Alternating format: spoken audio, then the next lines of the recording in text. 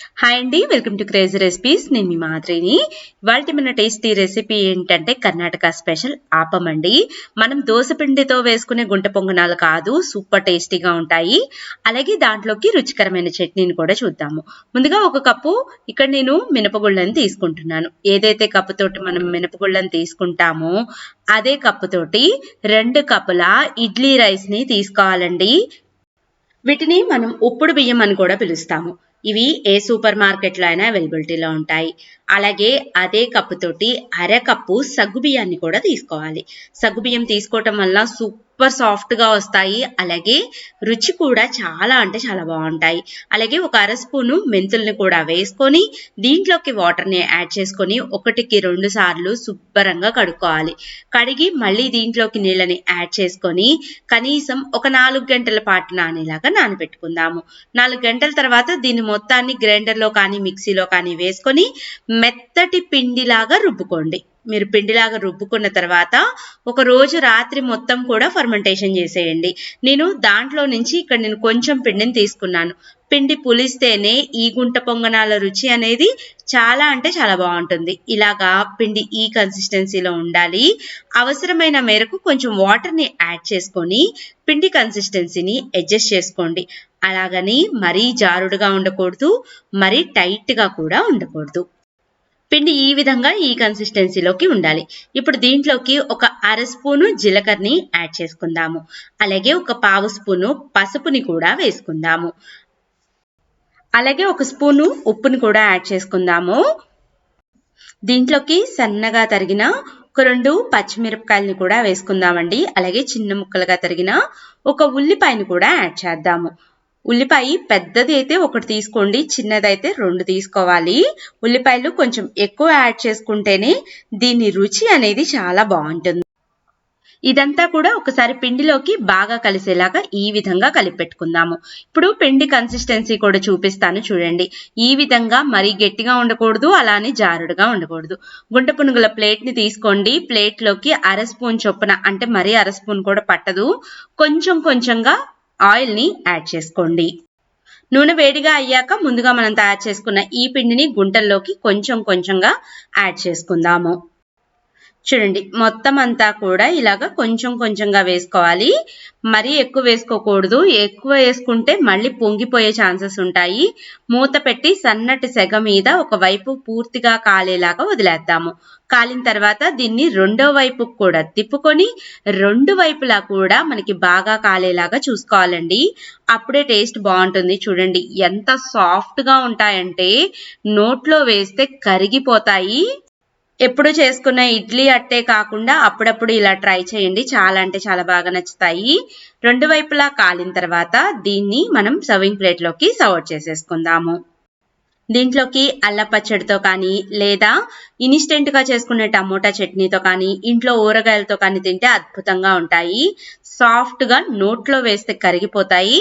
ఇన్స్టెంట్గా తయారయ్యే టమోటా చట్నీని ఈ రెసిపీలో చూద్దాము. బాండీని పెట్టుకోండి. బాండీలోకి 2 స్పూన్ల నూనెని వేడిగా అయ్యేలాగా చూసుకోండి. తర్వాత 1 స్పూను మనం పచ్చిశనగపప్పుని యాడ్ చేసుకుందాము. అర స్పూను మినప్పప్పుని కూడా వేసుకుందాము. ఈ పచ్చిశనగపప్పు మినప్పప్పుతో పాటుగా ఇక్కడ నేను ఒక పావు స్పూను జీలకర్రని కూడా వేస్తున్నాను. వీటన్నిటిని కూడా అన్ని వైపులకి తిప్పుకుంటూ దూరగా వేగేలాగా వేయించుకుందాము. చూడండి, అన్నీ కూడా ఇలా దూరగా వేగిన తర్వాత దీంట్లోకి చిన్న ముక్కలుగా కట్ చేసిన ఒక 2 ఉల్లిపాయల్ని కూడా యాడ్ చేద్దాము. ఉల్లిపాయల్ని కూడా అన్ని వైపులకి తిప్పుకుంటూ ఇంకొక 2 నిమిషాల పాటు, అంటే మరీ వేగాల్సిన అవసరం లేదండి, జస్ట్ సాఫ్ట్గా అయితే సరిపోతుంది. ఇలాగ సాఫ్ట్గా అయిన తర్వాత దీంట్లోకి చిన్న ముక్కలుగా తరిగిన ఒక 2 టమోటాలను కూడా వేస్తున్నాను. ఈ టమోటాలు కూడా 2 నిమిషాల పాటు మగ్గితే సరిపోతుందండి. ఇప్పుడు దీంట్లోకి 5-6 ఎండుమిరపకాయలను కూడా వేసుకుందాము. పచ్చిమిరపకాయలతో కన్నా ఎండుమిరపకాయలతోటి ఈ పచ్చడి రుచి అనేది చాలా అంటే చాలా బాగుంటుంది. ఇంకొకసారి మొత్తం అంతా కూడా బాగా కలిసేలాగా కలుపుకొని స్టవ్ ఆఫ్ చేసేసి ఈ మిశ్రమం మొత్తాన్ని కూడా పూర్తిగా చల్లారేలాగా చల్లారనిద్దాము. పచ్చడి మొత్తానికి సరిపడా 2-3 రెమ్మల చింతపండును కూడా వేసుకుందాము. అలాగే 1 స్పూను కళ్ళుప్పుని కూడా యాడ్ చేద్దాము. ఈ పచ్చడి కళ్ళుప్పుతో చేసుకుంటే రుచి అనేది చాలా బాగుంటుంది. నీళ్ళనేవి అస్సలకి యాడ్ చేయకుండా మిక్సీలో వేసుకొని ఇలాగా మెత్తటి పేస్ట్ లాగా తయారు చేసుకొని చివరిగా పోపు వేసుకుంటే అద్భుతంగా ఉంటుంది. అంతేనండి, చాలా ఈజీగా సింపుల్గా మనం ఈ చట్నీ రెసిపీని అలాగే గుంట పొంగనాలని తయారు చేసుకున్నాం కదా. ట్రై చేసి ఎలా కుదిరినాయో కామెంట్ చేయటం మర్చిపోవద్దు. వీడియో నచ్చిందా అండి? అయితే ఒక చిన్న లైక్ చేయటం, మీ ఫ్రెండ్స్కి ఫార్వర్డ్ చేయటం, మరిన్ని వీడియోస్ కోసం మన క్రేజీ రెసిపీస్ని సబ్స్క్రైబ్ చేసుకోవటం అసలుకి మర్చిపోవద్దు. బాయ్. పెసరట్టు మనం చాలా సార్లు తినే ఉంటాం, కానీ ఇంట్లో చేసినప్పుడు అసలు హోటల్ స్టైల్లో పెసరట్టే చేత కావట్లేదు అనుకుంటారు. కానీ నేను చూపించినట్టుగా పర్ఫెక్ట్ మెజర్మెంట్స్ తోటి పిండి ఈ విధంగా రుబ్బి పెసరట్టును వేసి చూడండి, సూపర్ టేస్టీగా ఉంటుంది. హోటల్ ఏంటి, అంతకన్నా మీరే ఇంట్లో బాగా చేస్తారు. హాయ్ అండి, వెల్కమ్ టు క్రేజీ రెసిపీస్. నేను మీ మాదిరిని. ముందుగా పెసరట్టు తయారు చేసుకోవటానికి ఇక్కడ నేను 1 కప్పు పెసల్ని తీసుకుంటున్నాను. ఇవి పచ్చ పెసలండి.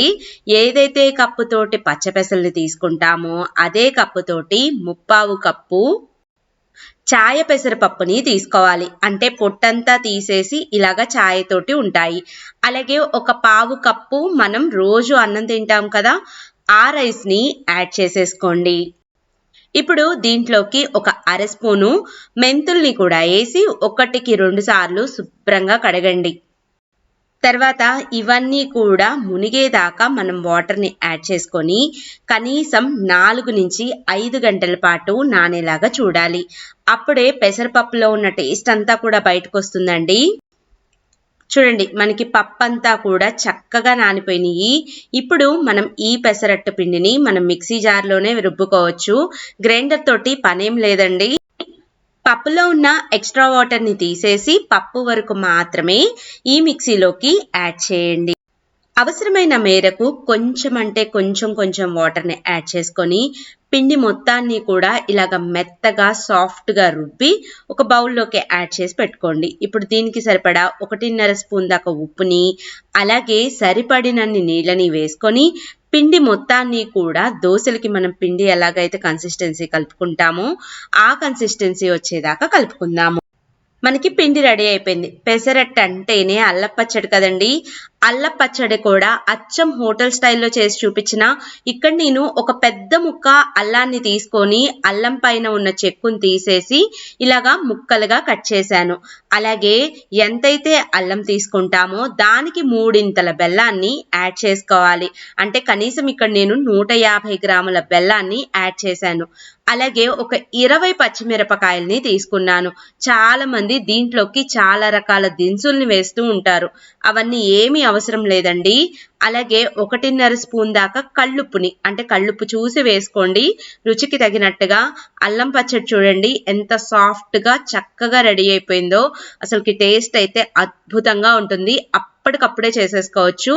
దీంట్లోకి మనం చక్కగా పోపుని వేసుకుందాము. అలాగే దీంతో పాటు నార్మల్ చట్నీని కూడా మీరు తయారు చేసుకోవచ్చు. ఇప్పుడు దోశ పెనాన్ని పెట్టుకొని పెనమంతా కూడా బాగా వేడయ్యాక ఇలాగ గెరిటెతోటి ఒక గెరిటెడు పిండి వేసి ఎంతైతే పల్చగా వీలవుతుందో అంత పల్చగా మనం ఈ పెసరట్టుని మనం స్ప్రెడ్ చేసుకోవాలి. ఇలాగా పైన ఉన్న పచ్చి అంతా, అంటే పైన కుక్ అయిన తర్వాత దీని మీదకి సన్నగా తరిగిన అల్లం ముక్కలు అలాగే పచ్చిమిరపకాయ ముక్కల్ని వేసుకోవాలి. ఇక్కడైతే ఈసారి నేను బియ్యపు రవ్వ ఉప్మా తోటి స్టఫింగ్ చేస్తున్నాను. నేను ఒక్కొక్కసారి ఒక్కొక్క విధంగా చేస్తానండి. ఒకసారి గోధుమ రవ్వ ఉప్మా, ఒకసారి బియ్యపు రవ్వ ఉప్మా, ఒకసారి బొంబాయి రవ్వ ఉప్మా, ఇలా చేస్తూ ఉంటానన్నమాట. మీరు కూడా ఒక్కొక్కసారి పెసరట్టుకి ఒక్కొక్క విధంగా ట్రై చేసి చూడండి. చాలా అంటే చాలా బాగుంటుంది. ఇలాగా దోశ మీదకి మొత్తానికి కూడా ఆయిల్ని స్ప్రెడ్ చేసుకుందాము. పప్పు నేను చెప్పిన విధంగా నానబెట్టుకొని రుబ్బుకుంటే అసలు దోశ అయితే ఎక్సలెంట్గా వస్తుందండి. చూడండి, సూపర్ క్రిస్పీగా ఈజీగా మనకి ఈ దోశ కాలిపోయింది. ఇప్పుడు దీన్ని మనం పెనం నుంచి తీసేసి మనం మధ్యలోకి మడత పెట్టి సర్వింగ్ ప్లేట్లోకి సర్వ్ చేసుకోవటమే. చాలా అంటే చాలా సింపుల్గానే మనం ఈ దోశని రెడీ చేసుకోవచ్చండి. మీరు నమ్మరు, ఈ విధంగా చేసి పెట్టండి, ఇంట్లో అందరికీ చాలా అంటే చాలా బాగా నచ్చుతుంది. చూసారా, మనం అల్లం పచ్చడి పెసరట్టు 2 కూడా ఎంత సింపుల్గా తయారు చేసుకున్నామో. తప్పకుండా ట్రై చేయండి. ట్రై చేసి మీ ఇంట్లో వాళ్ళకి ఎలా నచ్చిందో, మీకు ఎలా అనిపించిందో కామెంట్ చేయటం మాత్రం అస్సలకి మర్చిపోవద్దు. వీడియో నచ్చినట్లయితే లైక్ చేయటం, షేర్ చేయటం, మన క్రేజీ రెసిపీస్ని సబ్స్క్రైబ్ చేయటం మర్చిపోవద్దు. హాయ్ అండి, వెల్కమ్ టు క్రేజీ రెసిపీస్. నేను మీ మాదిరిని. ఇవాల్టి మన టేస్టీ రెసిపీ ఏంటో చెప్పనా అండి. సూపర్ టేస్టీగా ఉండే ఉప్మానే కదా మాకు తెలియదా అనుకోవద్దు. ఇది ఒంగోలు ఫేమస్ గంగాళం ఉప్మా అండి. మన ఇంట్లోనే తయారు చేయొచ్చు. అలాగే దీంట్లోకి టేస్టీ అయిన ఎర్ర చట్నీని తయారు చేసుకుందాం. ఈ రెడ్ చట్నీ వల్ల సూపర్ టేస్టీగా ఈ ఉప్మా రుచే మారిపోతుంది. ఉప్మా చేసే పద్ధతి కూడా వేరుగా ఉంటుంది. ఉప్మా మనకి తొందరగా అయిపోతుంది కాబట్టి ముందుగా చట్నీని వేసుకుందాము. ముందుగా ఇక్కడ నేను 1 కప్పు పుట్నాలని యాడ్ చేస్తున్నానండి. అలాగే ఇప్పుడు దీంట్లోకి ఎండు మిరపకాయలని వేసుకుందాం. దాదాపుగా మనం పచ్చి మిరపకాయలతోటి చట్నీని చేసుకుంటూ ఉంటాం, కానీ ఈ ఉప్మాకి ఎండు మిరపకాయలు వేసుకోవాలి. 1 కప్పు పుట్నాలకి దాదాపు 15 ఎండు మిరపకాయలని యాడ్ చేసుకోవాలండి. అప్పుడే టేస్టీగా ఉంటుంది. ఇది పర్ఫెక్ట్ కొలత. అలాగే ఒక 2 రెమ్మల చింతపండుని, అలాగే ఒక 3/4 స్పూను కళ్ళుప్పుని కూడా యాడ్ చేసుకుందాము. ఇప్పుడు దీంట్లోకి ఫ్రెష్గా కొట్టిన కొబ్బరికాయ నుంచి తీసిన కొబ్బరి ముక్కలనే వేయాలి. ఇక్కడ నేను 1 కప్పు దాకా కొబ్బరిని కూడా యాడ్ చేస్తున్నాను. కొంచెం అంటే కొంచెం వాటర్ని యాడ్ చేసుకొని చట్నీని మెత్తగా గ్రైండ్ చేసుకోండి. తర్వాత మళ్ళీ ఎక్కువ వాటర్ని యాడ్ చేసుకొని చట్నీ కన్సిస్టెన్సీ ఇలాగ జారుడుగా ఉండాలి. చట్నీ గట్టిగా ఉండకూడదండి. ఇలాగ జారుడుగా ఉంటేనే ఉప్మాలో తినడానికి చాలా బాగుంటుంది. స్టవ్ మీద ఒక 2-3 స్పూన్ల నూనెని వేడి చేసుకొని ఇలాగా పోపు దినుసులు, అలాగే ఇంగువ, కరివేపాకు వేసి తాలింపు పెట్టుకోండి. మామూలుగా ఎండుమిరపకాయ వేస్తారు పోపులోకి. మనం చట్నీనే ఎండుమిరపకాయలతో చేసుకున్నాం కాబట్టి అవసరం లేదు. ఈ పోపు అంతటినీ కూడా ఈ చట్నీలోకి యాడ్ చేద్దాం. చట్నీ టేస్ట్ అయితే అద్దిరిపోయిద్దండి రుచి. అలాగే కొబ్బరి వాడాం కదా, దాన్ని కురడికాయలు వాడండి. నీళ్లు తక్కువ ఉన్న కొబ్బరికాయల్ని, అప్పుడు బాగుంటుంది చట్నీ. ఇప్పుడు మనం గంగాళం ఉప్మాని అసలైన రుచితోటి తయారు చేసుకుందాం. అది కూడా ఒంగోలు దర్గా దగ్గర ఉన్న రుచితోటే వస్తుందండి. ఇలాగా ఇత్తడి గిన్నెను తీసుకోండి. ఇత్తడి గిన్నె లోపల ఇలాగా కడాయి పోసి ఉండాలి, అంటే తెల్లగా ఉంటుంది. దీంట్లోకి ముందుగా ఒక 3 స్పూన్లు మాత్రమే నూనెను వేసుకోండి. నూనె కూడా మరీ ఎక్కువ పట్టదు, ఎక్కువ నేతి ఫ్లేవర్లో చేసుకుందాము. ఆవాలు, జీలకర్ర, మినప్పప్పు, అలాగే పచ్చిశనగపప్పు వీటన్నిటినీ కూడా వేయండి. దోరగా వేయించండి. చాలా మంది ఉప్మా అనంగాల్ని ఉల్లిపాయని, క్యారెట్ అని, టమోటా అని అన్నీ వేసేస్తూ ఉంటారు. అవన్నీ ఏమీ వేయకుండా ఇలాగ ప్లెయిన్గా ఉప్మా చేయండి. టేస్ట్ అద్దిరిపోతుంది. అలాగే ఒక 2 స్పూన్ల నెయ్యిని కూడా యాడ్ చేసుకోండి. నెయ్యి అంటే ఇక్కడ నేను పేరుకున్న నెయ్యిని వేస్తున్నాను. ఇలాగా పోపు దినుసులన్నీ కూడా సగం వేగాక దీంట్లోకి కరివేపాకు, అలాగే సన్నగా తరిగిన 1 అంగుళం సైజున్న అల్లం ముక్కల్ని వేసుకోండి. ఈ అల్లం వేయటం వల్ల డైజెషన్ బాగుంటుంది, అలాగే ఫ్లేవర్ కూడా బాగా వస్తుంది. చీలికల్లాగా తరిగిన ఒక 3 పచ్చిమిరపకాయల్ని ఇలాగా యాడ్ చేసుకోండి. పచ్చిమిరపకాయలని వీలైనంత సన్నగా ఇలాగ కట్ చేసుకుంటే ఉప్మా తినేటప్పుడు చాలా బాగుంటుంది. ఇలాగా మొత్తం అంతా కూడా లైట్గా ఫ్రై అయ్యాక దీంట్లోకి ఒక గుప్పెడు జీడిపప్పు ముక్కల్ని యాడ్ చేసుకోండి. ఇవాళ నెయ్యి జీడిపప్పులతో కలిపిన ఈ గంగాళం ఉప్మాని ఒక్కసారి మీ ఇంట్లో వాళ్ళకి టేస్ట్ చేయించండి. సేమ్ యాజ్ ఇట్ ఈజ్ నేను చూపించిన విధంగా చట్నీతో సహా అందరికీ నచ్చి తీరుతుంది. జీడిపప్పులు కలర్ చేంజ్ అవ్వగానే దీంట్లోకి ఇప్పుడు మనం నీళ్ళని యాడ్ చేసుకుందాం. ఇదే కప్ తోటి నేను రవ్వను తీసుకుంటున్నాను. సేమ్ కప్పు తోటి 3 కప్పుల వాటర్ని యాడ్ చేసుకోండి. పర్ఫెక్ట్ మెజర్మెంట్ అండి. ఒక చుక్క ఎక్కువ పోయొద్దు, ఒక చుక్క తక్కువ పోయొద్దు. ఉప్మాకి ఈ విధంగానే ఉండాలి. ఇత్తడి గిన్నెలో చేయటం వలన మనకి వేడి అనేది నిదానంగా ఎక్కుతుంది, అలాగే ఎక్కువసేపు వేడిగా ఉంటుంది. అందుకనే ఈ గంగాళం ఉప్మా రుచి అంత ఫేమస్ అయింది. దీంట్లోకి కొత్తిమీర ఆకును కూడా ఇప్పుడే యాడ్ చేయండి, ఉప్మా చేశాక కాదు. ఇందులోనే 1 స్పూన్ దాకా కళ్ళుప్పుని కూడా వేసుకుందాము. కళ్ళుప్పునే వాడండి, అప్పుడే టేస్టీగా ఉంటుంది. చూడండి, ఇలాగ నీళ్ళన్నీ కూడా ఒక పొంగు వచ్చేదాకా మనం మరగనివ్వాలి. ఇప్పుడు దీంట్లోకి ముందుగా మనం తీసుకున్నాం కదా రవ్వ, ఆ రవ్వని కొంచెం కొంచెంగా యాడ్ చేస్తాం. చాలా మంది రవ్వని వేయిస్తూ ఉంటారు. వేయించాల్సిన అవసరం ఏమీ లేదండి. సేమ్ ఈ ప్రాసెస్లో చేయండి, ఎక్సలెంట్ టేస్ట్గా ఉంటుంది. ఈ కప్పు రవ్వని మనం కొంచెం కొంచెంగా యాడ్ చేసుకుంటూ ఒకవైపు గెరిటతోటి తిప్పుకుంటూ కలుపుకోవాలి. అప్పుడు ఉండలనేవి అస్సలు కట్టకుండా ఉప్మా టేస్ట్ చాలా బాగుంటుంది. ఎంత బాగా వచ్చిందో చూడండి ఉప్మా.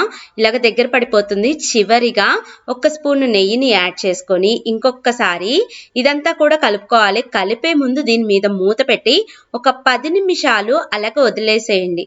ఈ ఉప్మా ఎలా తినాలో కూడా తినే పద్ధతి కూడా చెప్తానండి. 10 నిమిషాల తర్వాత మీరు మూత ఓపెన్ చేసి చూస్తే వేడి వేడిగానే ఉంటుందండి. ఉప్మా అంతా కూడా ఒక 5 నుంచి 10 నిమిషాలు వదిలేస్తే ఉప్మా అంతా కూడా సెట్ అవుతుంది. ఇప్పుడు ఈ పైన నెయ్యిని ఇలాగ నీట్గా కరగపెట్టండి. నేను తిప్పేటప్పుడే అర్థమవుతుండాలి మీకు ఉప్మా ఎంత సాఫ్ట్గా ఉందో. ఇప్పుడు మనం ఉప్మాని సర్వ్ చేసుకుందాం. ప్లేట్లో ఒక 2 గెరిటెళ్ళ ఉప్మా పెట్టుకున్నాం అనుకోండి, 5 నుంచి 6 గెరిటెళ్ళ చట్నీని వేసుకోవాలి. అలాగే ఖచ్చితంగా ఈ ఉప్మాలోకి నిమ్మకాయ చెక్క పిండుకోవటం అస్సలకి మర్చిపోవద్దండి. ఈ నిమ్మకాయ టేస్ట్ తోటే ఉప్మా రుచి అంతా కూడా బాగా పెరుగుతుంది. అంత టేస్టీగా ఉంటుంది. నేను చెప్పింది చెప్పినట్టుగా ఒక్కసారి ట్రై చేసి చూడండి. మిమ్మల్ని అందరూ మెచ్చుకుంటారు. నువ్వు ఉప్మానే కదా చేసింది అని అస్సలకి అనుకోరు. వీడియో నచ్చిందా? అయితే లైక్ చేయటం, షేర్ చేయటం, ఛానల్ సబ్స్క్రైబ్ చేయటం మర్చిపోవద్దు. మాధురినండి, welcome to crazy recipes. Idli దోశల్లోకి రోజు చట్నీ చేసుకునే టైం ఉండదు కదా, వర్కింగ్ ఉమెన్స్ కానీ కొంచెం హడావిడి అయిన రోజుల్లో. అలాంటప్పుడు ఇలాగా అల్లం పచ్చడి తయారు చేసుకొని స్టోర్ చేసుకుంటే మనకి 2 నెలలకి పైగా స్టోర్ ఉంటుంది. దోశలోకి ఇడ్లీలోకి అద్భుతంగా ఉంటుంది. పక్క కొలతలతోటి చెప్తాను, నోట్ చేసుకొని పర్ఫెక్ట్గా చేసుకోండి. ఇక్కడ నేను 50 గ్రాముల చింతపండుని తీసుకుంటున్నాను. మీకు చింతపండు కొలత తెలియటానికి ఇలాగ నేను ఉండ చేసి చూపిస్తున్నానండి. ఇలాగ ఒక పెద్ద నిమ్మకాయ సైజ్ అంతా చింతపండుని తీసుకోండి. దీంట్లోకి ఒకసారి నీళ్ళని యాడ్ చేసుకొని చింతపండు మొత్తాన్ని ఈనెలు ఇత్తనాలు లేకుండా శుభ్రంగా కడిగి పక్కన పెట్టుకోండి. ఇక్కడ నేను వేడి నీళ్ళు వేసి కడుగుతున్నాను. మళ్ళీ ఇదే చింతపండులోకి మళ్ళీ వేడి నీళ్ళని పోసుకొని ఓ పక్కకు పెట్టుకోండి. మనం మిగతా దినుసులన్నీ వేయించుకునే లోపు చింతపండు చక్కగా నానుతుంది. స్టవ్ మీద ఒక బాండిని పెట్టుకోండి. బాండిలోకి ఒక 2 స్పూన్ల నూనెని యాడ్ చేసుకోండి. నూనె కూడా చాలా తక్కువ పడుతుంది. దీంట్లోకి 1 కప్పు పచ్చి శనగపప్పుని వేసుకోండి. పచ్చిశనగపప్పు వేగటానికి కొంచెం టైం పడుతుంది. అందుకని ముందుగా ఈ పప్పుల్ని వేసుకుందాము. అన్ని వైపులకి తిప్పుకుంటూ దూరగా సిమ్ములోనే వేయించాలి. లో ఫ్లేమ్లో ఎందుకు వేయించమంటున్నానంటే పప్పు లోపల బయట కూడా బాగా వేగుతుందండి. ఏదైతే కప్పుతో పచ్చిశనగపప్పుని తీసుకున్నామో ఇవి కొంచెం వేగాక అదే కప్పుతోటి 1 కప్పు మినప్పప్పుని కూడా యాడ్ చేసుకోండి. ఇక్కడ నేను బద్ద మినప్పప్పుని వాడుతున్నాను. ఇలాంటి వాటికి మనం బద్ద మినప్పప్పు వాడుకుంటే రుచి అనేది చాలా బాగుంటుంది. ఇవి కూడా పచ్చిశనగపప్పుతో పాటు కలిపి వేయించండి. ఇవి వేగటానికి ఎక్కువ టైం పట్టదు. అదే కప్పుతోటి 1 కప్పు ధనియాలని తీసుకోండి. ధనియాలు ఎప్పుడైనా కానీ ఫ్రెష్గా ఉన్నాయి తీసుకోండి. రుచి చాలా బాగుంటుంది. ఏ రెసిపీ చేసినా కూడా వీటిని కూడా అన్నిటితో కలిపి వేయించండి. Last and final stove off చేసేసి 2 స్పూన్ల జీలకర్రని యాడ్ చేయండి. జీలకర్ర ఎప్పుడూ కూడా వేడి మీద వేయకూడదు. ఇలాగా అల్లం పచ్చడి తయారు చేసుకునేటప్పుడు మనం స్టవ్ ఆఫ్ చేస్తే ఆ వేడే సరిపోతుంది. అలాగే దీంట్లోకి ఇక్కడ నేను ఒక 20 ఎండుమిరపకాయల దాకా వేస్తున్నాను. కారం లేని అయితే 20 వేసుకోండి. కొంచెం కారంగా ఉన్నాయి అయితే ఒక 15 ఎండుమిరపకాయలు వాడండి, సరిపోతుంది. ఎండుమిరపకాయలు కూడా ఆ వేడికే వేగిపోతాయండి. స్టవ్ ఆన్ చేయకూడదు, ఎందుకంటే మనకి కొంచెం వేడున్న ఎండుమిరపకాయలు మాడిపోతాయి. ఇలాగా మొత్తం వేయించుకున్నాక స్టవ్ ఆఫ్ చేసేసి మొత్తాన్ని పూర్తిగా చల్లారి పెట్టాలి. లాస్ట్ అండ్ ఫైనల్ దీంట్లోకి 50 గ్రాముల అల్లాన్ని కూడా తీసుకోవాలి. ఇలాగా అల్లం మీద ఉన్న పొట్టు మొత్తాన్ని తీసేసి అల్లంని చిన్న చిన్న ముక్కలుగా తరుక్కొని ఈ అల్లం మొత్తాన్ని కూడా యాడ్ చేసుకుందాము. చూడండి మొత్తం అంతా కూడా మనకి అన్ని బాగా కలిసిపోయినాయి కదా. ఇప్పుడు మనం ఒక మిక్సీ జార్ని తీసుకొని ముందుగా మనం వేయించి పెట్టుకున్న ఈ దినుసులన్నిటినీ కూడా వేసుకోవాలి. గుర్తుపెట్టుకోండి, పూర్తిగా చల్లారిన తర్వాతే మీరు మిక్సీకి వేసుకోవాలి. ఇప్పుడు దీంట్లోకి ముందుగా మనం నానబెట్టుకున్న చింతపండు ఉంది కదండి, నీళ్లతో సహా యాడ్ చేసేసేయండి. అంటే మనకి పచ్చడి రుబ్బుకుంటానికి కూడా నీళ్ళు అవసరం కదా. అలాగే ఒక 50 గ్రాముల బెల్లాన్ని కూడా వీడియోలో చూపిస్తున్నట్టుగా చక్కగా తురుముకొని యాడ్ చేసుకోండి. ఇప్పుడు దీని మొత్తాన్ని కూడా మనం మెత్తటి పేస్ట్ లాగా తయారు చేసుకోవాలి, అలాగే గట్టిగా చేసుకోవాలి. ఇప్పుడు పచ్చడి మొత్తానికి సరిపడా 1.5 స్పూన్ దాకా కళ్ళుప్పును కూడా వేసుకుందాం. చూడండి ఎంత చక్కగా మనకి అల్లంతో పచ్చడి తయారైపోయిందో. చక్కగా 8 డబ్బాలో స్టోర్ చేసుకుంటే మనకి 2 నెలలకి పైగానే నిల్వ ఉంటుంది. అవసరమైనప్పుడు కొంచెం పచ్చడిని తీసుకొని మనం దాంట్లోకి కొంచెం వాటర్ని కూడా అడ్జస్ట్ చేసుకొని జారుడుగా చేసుకొని ఇడ్లీ దోశల్లోకి తింటే అద్భుతంగా ఉంటుందండి. మీరు గమనించినట్లయితే మనం అన్నీ కూడా 50 గ్రాములే తీసుకున్నాము. మీరు క్వాంటిటీ డబల్ కావాలంటే డబల్ చేసుకోవచ్చండి. వీడియో నచ్చినట్లయితే లైక్ చేయటం, షేర్ చేయటం, మన ఛానల్ని సబ్స్క్రైబ్ చేసుకోవటం అసలుకి మర్చిపోవద్దు. Thank you for watching my videos. Bye bye.